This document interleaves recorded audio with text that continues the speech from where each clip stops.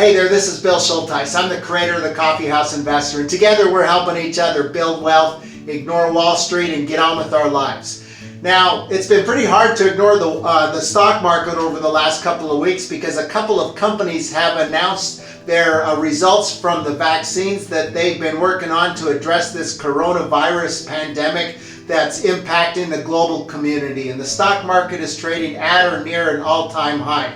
And with the stock market trading at an all-time high, like clockwork, I'm starting to get emails from people across the nation saying, hey Bill, what should I do? Should I get out of the stock market now because it's likely to take a big hit in the coming year with the new administration and I've got a lump sum investment, and should I invest now or should I wait for the market to go down? And for Coffeehouse investors, the answer of whether to buy or sell stocks is very simple. And the answer is you let your financial planning drive that decision. So if you've got a target allocation between stocks and bonds and the stock part of your portfolio has gotten to the point where you need to rebalance based on your financial planning, you rebalance. If you're looking to invest a lump sum in the stock market, history says that you're better off investing the lump sum now than waiting because the stock market tends to trade upward. But there's a couple of things that I want you to keep in mind when you're looking at the stock market, and that is that over the short run, the stock market is driven by the emotions of investors. And from an investing standpoint, from a mindset of owning common stocks, we should always be anticipating a steep decline over the next 2 months to 2 years. I'm not predicting that it's going to happen, but it will happen, whether it's now or 5 years from now. But more importantly, the stock market has been relentless in the way it reflects the productivity of investors long term.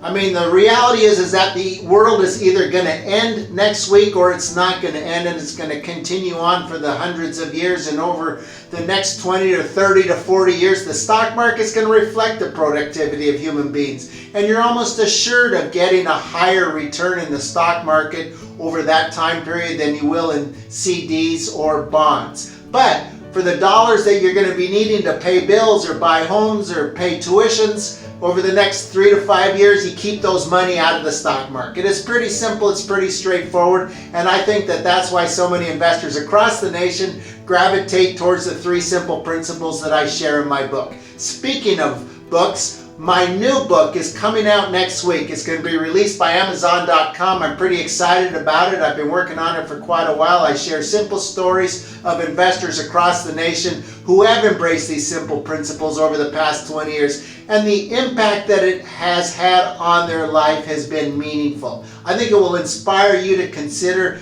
the same approach, and it will hopefully inspire you to share it with others who are looking to ignore Wall Street and get on with their life. So take a moment to like this video. You can get a free chapter of my book by going to my website, coffeehouseinvestor.com. This is Bill Schulteis. I'll catch you next week.